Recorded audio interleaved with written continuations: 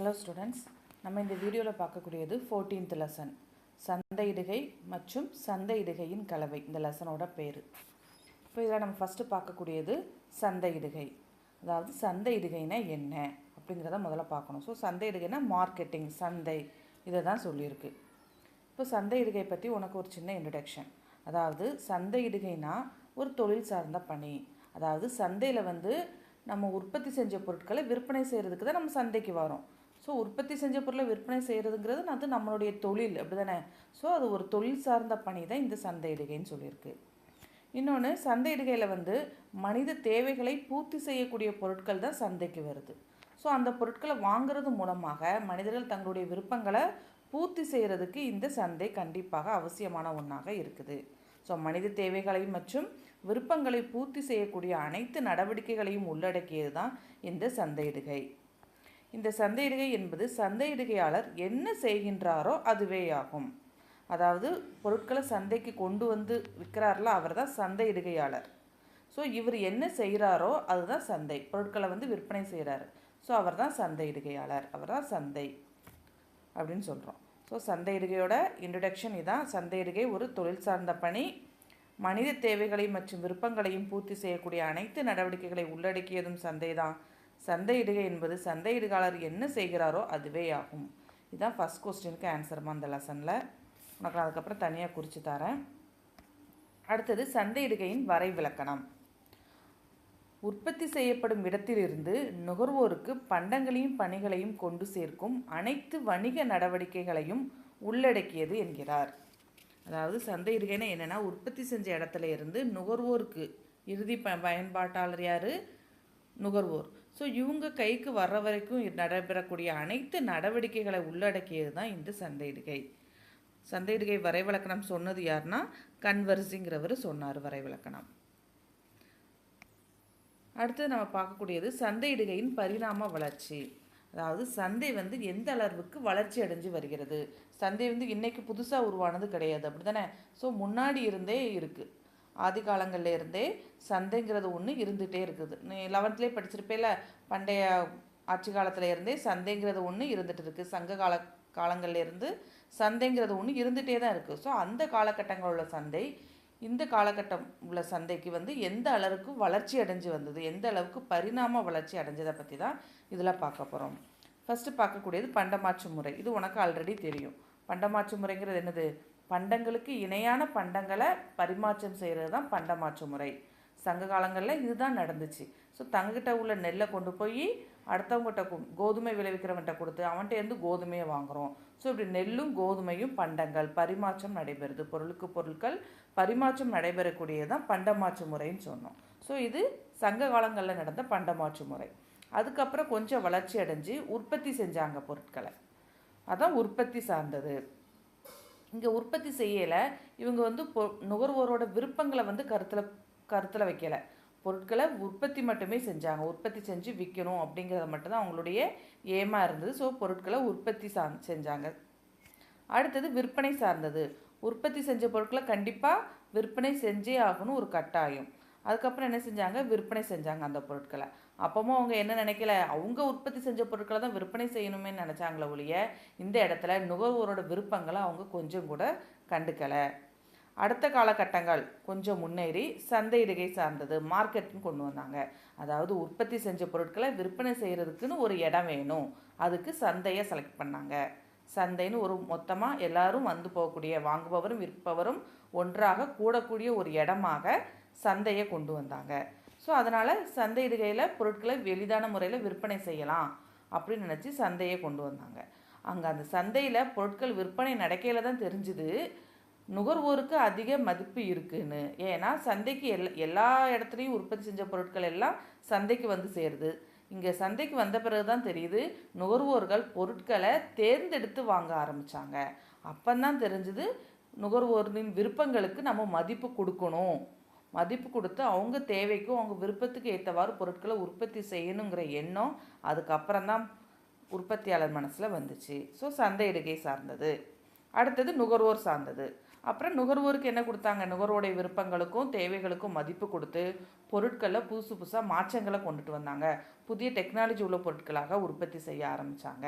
அதுக்கப்புறம் தான் நுகர்வோரை என்ன செஞ்சாங்க, அவங்கள திருப்திப்படுத்தணும், அவங்கள மனநிறைவு செய்யும் வகையில் அவங்களோட விருப்பங்களுக்கும் சுவைக்கும் எதிர்பார்ப்புகளுக்கும் முக்கியத்துவம் கொடுத்தாங்க. ஸோ இப்படி பண்டமாற்று முறையில் ஆரம்பித்து நுகர்வோர் வரைக்கும் அவங்க என்ன செஞ்சாங்க, கொஞ்சம் கொஞ்சமாக முன்னேற்றம் அடைஞ்சு இப்போ தற்சமயம் நுகர்வோரோட விருப்பத்துக்கு ஏற்றவாறு தான் பொருட்கள் என்ன செய்கிறாங்க, உற்பத்தி செய்யக்கூடிய நிலைமைக்கு வந்துட்டாங்க. இதுதான் சந்தையிடுகையோட பரிணாம வளர்ச்சி. அடுத்து நம்ம பார்க்கக்கூடியது சந்தையின் தேவை. இந்த சந்தை வந்து எதுக்காக தேவைப்படுது, உனக்கே தெரியும். உற்பத்தி செஞ்ச பொருட்களை விற்கிறதுக்கு கண்டிப்பாக சந்தை தேவை அப்படின்னு உனக்கே தெரியும். ஒரு பொருளை வாங்குவதற்கும் விற்பதற்கும் கண்டிப்பாக சந்தை தேவை. புதிய புதிய பொருட்கள் வந்து சந்தைக்கு வருது. ஸோ அதுக்காகவாது புதிய பொருட்கள் நமக்கு அறிமுகம் செய்கிறதுக்காகவாது சந்தை தேவை. சந்தையின் மூலம் ஒரு பொருள் விலை உயர்வு மற்றும் குறைவு ஏற்படுகிறது. சந்தையில் வந்து பொருட்களோட விலை உயர்றது குறைகிறது எல்லாமே அந்த சந்தையில் வரக்கூடிய பொருட்களோட வரத்தை பொறுத்து தான் இருக்குது. ஸோ ஒரு பொருள் அதிகளவு வந்துச்சுன்னா அந்த பொருட்களோட ரேட்டு குறைஞ்சிரும். அந்த டிமாண்டாக இருந்துச்சுன்னா, அந்த பொருள் டிமாண்டாக இருந்தது மார்க்கெட்டில் அப்படின்னா அந்த பொருளோட ரேட்டு அதிகமாயிரும். ஸோ இப்படி பொருட்களோட விலையை நிர்ணயிக்கிறதுக்கு சந்தை தேவைப்பட்டுச்சு. அடுத்து நம்ம பார்க்கக்கூடியது சந்தையிடுகையின் கருத்து. சந்தையை பற்றி நம்ம என்ன நினைக்கிறோம். இப்போ புதுசாக ஒருத்தர் பிஸ்னஸ் பண்ணுறாரு அப்படின்னு வச்சுக்கோ, அவர் சந்தையை பற்றி என்ன நினைக்கணும், அதாவது ஃபஸ்ட்டு அவர் சந்தையை எந்த பாயிண்ட் ஆஃப் வியூவில் ஹேண்டில் பண்ணணும், மார்க்கெட்டிங்கை எப்படி அவர் ஃபேஸ் பண்ணணும் சந்தையை அப்படிங்கிறது. புதுசாக பிஸ்னஸ் பண்ணக்கூடிய ஒரு நபர் முதல்ல என்ன விற்பனை செய்ய இயலும். அந்த புதுசாக பிஸ்னஸ் பண்ணக்கூடிய அந்த நபர் வந்து ஃபஸ்ட்டு அவர் என்ன, அவருக்குள்ளேயே ஒரு 5 கேள்விகள் கேட்கணும். அதாவது என்ன விற்பனை செய்ய இயலும், முதல்ல என்ன பொருட்களை விற்பனை செய்யணுங்கிறத முதல்ல அவர் முடிவு பண்ணணும். சந்தையில் போய் தானே விற்பனை செய்ய போகிறாரு. ஸோ என்ன பொருட்களை சேல் பண்ணணுங்கிறத அவர் முதல்ல முடிவு செய்யணும். அதுக்காக உற்பத்தி செஞ்ச பொருட்களை விற்பனை செய்யணும்னு அவர் நினைக்கக்கூடாது. என்னன்னா ஃபார் எக்ஸாம்பிள், இப்போ எடுத்த உடனே நம்ம இப்போ தான் பிஸ்னஸை ஸ்டார்ட் பண்ண போகிறோம், எடுத்த உடனே போய் ஒரு ஃபேக்ட்ரியை உருவாக்கி அந்த ஃபேக்ட்ரி மூலமாக பொருட்களை உற்பத்தி செஞ்சு விற்பனை செய்யணுங்கிறது ஒரு பெரிய ப்ராசஸ். அது வந்து ஸ்டார்டிங்லேயே நம்ம அதில் ஒன்றுமே தெரியாமல் ஸ்டார்டிங்கில் அதில் போய் நம்ம ஈடுபடக்கூடாது. ஸோ ஃபஸ்ட்டு என்ன செய்யணும், அந்த பொருளை பற்றி நல்லா தெரிஞ்சுக்கணும். ஃபார் எக்ஸாம்பிள், நம்ம துணி பிஸ்னஸ் பண்ணுறோன்னா அந்த துணியை வந்து மொத்தமாக ஹோல்சேல் கடையில் போய் மொத்தமாக வாங்கிட்டு வந்து சேல் பண்ணி அந்த துணியை பற்றி அவர் நல்லா தெரிஞ்சுக்கணும். முதல்ல ரகம் வாரியாக தெரிஞ்சுக்கணும். துணியிலே நிறைய குவாலிட்டிஸ் இருக்குது. ஸோ அந்த குவாலிட்டிஸை பொறுத்து அவர் தெரிஞ்சு அதோட ரேட்டு என்ன, எந்த குவாலிட்டியான பொருள் வாங்கினா விற்க முடியுங்கிறத துணியோட ரகத்தை வச்சு அவர் என்ன செய்யணும், ரகவாரியாக அவருக்கு பிரிக்க தெரியணும் துணியை. ஸோ இந்த மாதிரி துணியில் ஃபுல் டீட்டெயில்ஸ் தெரிஞ்சால் மட்டும்தான் அவர் என்ன செய்யலாம், துணி உற்பத்தி செய்யக்கூடிய ஒரு ஃபேக்ட்ரியை உருவாக்கலாம், தொழிற்சாலையை உருவாக்கலாம்.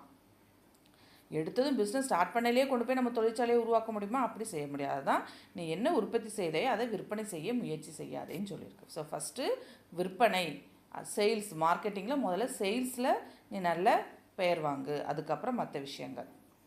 ரெண்டாவது, முதலில் பொருட்களை உற்பத்தி செய்யலாமா. ஃபஸ்ட்டு நீ பொருட்களை உற்பத்தி செய்யலாமா. நான் ஏற்கனவே கேட்ட முதல்ல பொருட்களை உற்பத்தி செய்யவே கூடாது. ஃபஸ்ட்டு என்ன செய்யணும், வாடிக்கையாளர்களை அவங்க வாடிக்கையாளர்களை உருவாக்கணும். என்னென்னா நம்ம வந்து நம்ம கடைக்கு வரக்கூடிய கஸ்டமர்ஸ்ட்டை நம்ம நிறைய வாடிக்கையாளர் நிறைய தெரிஞ்சவங்க இருந்தால் மட்டும்தான் நம்ம பொருட்களை எளிதான முறையில் அவங்ககிட்ட விற்பனை செய்ய முடியும். அதனால் முதல்ல பொருட்களை உற்பத்தி செய்கிறதுல கான்சன்ட்ரேஷன் கொண்டு போகக்கூடாது. எதில் தான் செய்யணும், நிறைய வாடிக்கையாளர்களை பிடிக்கணும் முதல்ல. மூணாவது, எனது பொருட்கள் மீது அன்பு செலுத்தலாமா. நம்ம கடையில் உள்ள பொருட்கள் மேலே நம்ம அன்பு செலுத்தலாமா. நம்ம கடையில் வச்சுருக்க பொருட்கள் மீது அன்பு செலுத்துறதை விட எதில் அன்பு செலுத்தணும், கடைக்கு வரக்கூடிய கஸ்டமர்ஸ்ட்டை, வாடிக்கையாளர்கிட்ட நம்ம அன்பு செலுத்தணும். ஸோ அப்படி வாடிக்கையாளர்கிட்ட நம்ம அன்பு செலுத்தியில் தான் அதிகமான பொருட்களை நம்ம என்ன செய்ய முடியும், விற்பனை செய்ய முடியும். அவங்கள்ட்ட அதிக அளவு அன்பு செலுத்தணும். அப்படின்னா தான் அடுத்த தடவை நெக்ஸ்ட் டைம் என்ன செய்வாங்க, அந்த கஸ்டமர்ஸ் நம்ம கடைக்கு வருவாங்க, நம்ம கடையை பற்றி 4 பேர்கிட்ட பெருமையாக பேசுவாங்க, அந்த 4 பேர் 20 பேர்கிட்ட பெருமையாக பேசுவாங்க. ஸோ நம்மளுடைய கஸ்டமர்ஸ், நம்ம கடைக்கு வரக்கூடிய கஸ்டமர்ஸ் வந்து அதிகரிப்பாங்க. ஸோ ஃபஸ்ட்டு அதனால் என்ன செய்யணும், பொருட்கள் மேலே அன்பு செலுத்தக்கூடாது, வாடிக்கையாளர் மீது தான் அன்பு செலுத்தணும்.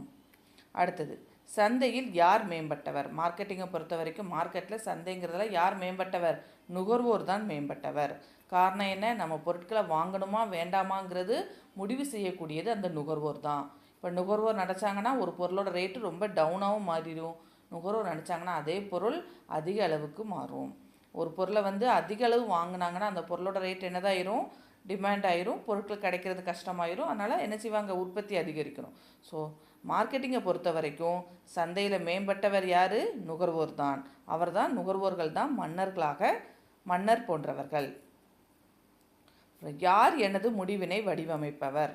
அதாவது நம்ம எடுக்கக்கூடிய முடிவை யார் வடிவமைக்கிறா? நம்ம எடுக்கக்கூடிய முடிவுக்கு முக்கியமான காரணமாக இருக்கிறவங்க வாடிக்கையாளர்கள் தான். ஸோ வாடிக்கையாளர்கள் வந்து சந்தையில் இருக்கக்கூடிய பொருளுக்கு எந்த அளவுக்கு முன்னுரிமை கொடுக்குறாங்களோ அதை வச்சு தான் நம்ம என்ன செய்வோம், பொருட்கள் தேவையான தொழிலுக்கு சம்மந்தமான முடிவுகளை எடுப்போம். இப்போ ஃபார் எக்ஸாம்பிள் நம்ம ஒரு கடையில் ஒரு 5 டைப் ஆஃப் பொருள் விற்பனை செய்கிறோன்னு வை. அதில் ஒரு டைப் வந்து ஒரு நாளைக்கு அது 100 பீஸ் விற்றுருது, மற்றதெல்லாம் ஒரு 10-20 தான் விற்கி.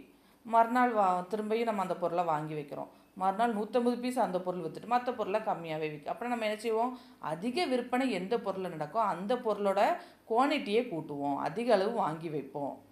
ஸோ அதுதான் நம்ம அந்த பொருட்கள் வந்து மார்க்கெட்டிங்கில் எந்த அளவுக்கு சேல்ஸ் ஆகுதுங்கிறத பார்க்குறது யார்? நம்ம அதை பார்ப்போம். அதாவது வாடிக்கையாளர் எந்த அளவுக்கு அந்த பொருட்கள் மேலே இன்ட்ரெஸ்ட் வைக்கிறாங்களோ அதை வச்சு தான் நம்ம வந்து பிஸ்னஸ்க்கு ரிலேட்டடான முடிவுகளை எடுப்போம். ஸோ நம்ம முடிவுகள் யாரை சார்ந்து இருக்குது? வாடிக்கையாளர்களை சார்ந்து தான் இருக்குது. அதான் வாடிக்கையாளரின் முன்னுரிமையை உனது முடிவினை வடிவமைக்கும். நம்ம முடிவை வடிவமைக்கிறது யார்? இந்த வாடிக்கையாளர்கள். ஸோ உனக்கு புரிஞ்சிருக்குன்னு நினைக்கிறேம்மா மார்க்கெட்டிங்கை பற்றி. இதோட இந்த வீடியோவோட இந்த கிளாஸ் முடியுது. அடுத்தது நான் அடுத்த கிளாஸில் கண்டினியூ பண்ணுறேன். Thank you students.